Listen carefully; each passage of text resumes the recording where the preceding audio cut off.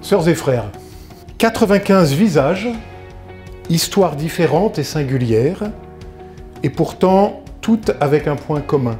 Parce que 95, c'est le nombre de pasteurs issus de l'Église protestante unie qui résident aujourd'hui en région Cévennes-Languedoc-Roussillon. 95. Mais je n'ai pas 95 pasteurs en activité dans la région.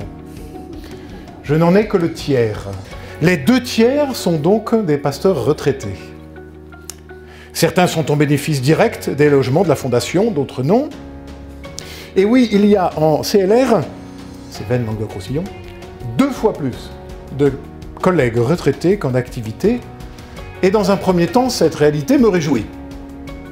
Quelle formidable occasion de témoignage, de fidélité. Et je suis de ceux qui pensent que la vocation ne s'éteint pas avec la fin de la fonction. Certains sont d'ailleurs encore très actifs, chargés de mission régionale ou non, mais toujours au service de l'Évangile. Et pour cela, je veux devant vous rendre grâce. Mais cette réalité aussi m'interroge, je vous l'avoue. Que s'est-il donc passé pour que le nombre de collègues actifs diminue autant? Alors on pourra bien sûr invoquer les réalités statistiques liées à la sécularisation galopante de nos sociétés occidentales postmodernes, bien sûr. Mais est-ce la seule explication? Personnellement, j'en perçois avec crainte et tremblement une autre, et je n'en suis pas très fier. N'avons-nous pas, à force de pseudo-arguments théologiques, mais surtout pour être en phase avec la culture du moment, n'avons-nous pas vidé, en partie, le ministère pastoral de son cœur battant? Pour le dire autrement, à force de dire que nous sommes tous théologiens, que toutes et tous peuvent faire ce que font les pasteurs, que nos communautés ont davantage besoin d'animateurs que de prédicateurs, n'avons-nous pas désenchanté le ministère pastoral? Il m'arrive d'entendre, à demi-mot, visitant tel ou tel conseil presbytéral, que les pasteurs décidément coûtent trop cher, qu'ils ne sont pas vraiment aux ordres des communautés, ce qui est quand même bien dommage, que finalement l'Église peut se passer d'eux. Si, je vous promets, j'entends cela. Et lorsque j'entends de surcroît en conférence des présidents et inspecteurs que l'on s'interroge sur ce que doit faire ou ne pas faire tel ministre, que l'on disserte sur ce qui est pourtant, du moins selon mon point de vue, le cœur du métier et de la vocation, alors je me dis que peut-être nous avons contribué de l'intérieur à vider de son sens le ministère pastoral. Peut-être que nous ne faisons plus envie. Peut-être parce que nous ne savons plus très bien ce qu'est un pasteur. Et je vois la secrétaire générale qui opine du chef, ce qui me réjouit. Pourtant, ça sera la seule citation, ne vous inquiétez pas. Parce que nous ne connaissons Jésus-Christ et toutes ses grâces que par l'Évangile. Nous croyons que l'Église ne peut se maintenir que s'il y a des pasteurs qui ont la charge d'enseigner. Et la confession de La Rochelle, et oui c'était elle, de poursuivre, par conséquent nous réprouvons les esprits chimériques qui voudraient bien autant qu'ils peuvent anéantir le ministère de la prédication et des sacrements. Fin de citation, c'est l'article 25 pour les puristes. Oui, je voudrais, et je compte sur mes collègues retraités pour ça, je voudrais redonner sens, vie à ce ministère pastoral.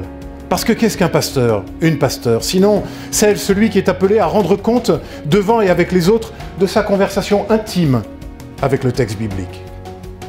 Qu'est-ce que la prédication? Sinon le partage avec celles et ceux rencontrés de l'état de ma conversation avec le texte. Oui, je le crois profondément, ce qui fonde notre ministère, c'est d'abord notre conversation quotidienne, profonde, tout à la fois priante, intime, mais aussi technique avec le texte. Technique, bien sûr, c'est-à-dire avec les méthodes de l'exégèse académique, et le lieu qui nous rassemble est un de ces lieux de formation, un des creusets où tout cela s'expérimente et prend forme. Toutes et tous ici rassemblés, nous le savons, le texte se travaille en profondeur, parfois à bras-le-corps, pour qu'il puisse alors nous travailler en profondeur et en vérité. C'est cette conversation, dis-je, à laquelle s'adosse toute vie de foi, tout ministère, mais plus particulièrement encore celui de pasteur, celui de prédicateur, de prédicatrice. Notre vocation particulière, ce à quoi nous sommes appelés, ce pourquoi nous sommes reconnus, c'est de rendre compte et de partager cette conversation avec le texte, et j'aime à le croire, de notre conversation avec le Christ. rencontrés au détour de tel ou tel récit. Tout le reste est second. Rendre compte de la conversation et de la compréhension de notre conversation chaque jour davantage. Et si le pasteur est cela, et je le crois, il est bien d'abord un interprète, un herméneute de cette parole qui un jour l'a saisie, afin de pouvoir le conduire à interpréter le monde devant Dieu. Rendre compte de sa conversation avec le texte biblique lors de la prédication, des études bibliques, mais tout aussi et tout autant dans chaque conversation avec celles et ceux rencontrés, accompagnés au détour de telle ou telle activité. Alors je fais le vœu que dans 40 ans, lorsque nos successeurs fêteront les 200 ans de la Fondation pour les ministres, celui qui se tiendra à la place que j'occupe aujourd'hui puisse dire qu'il a au moins autant de pasteurs en activité que de collègues retraités. Je vous remercie.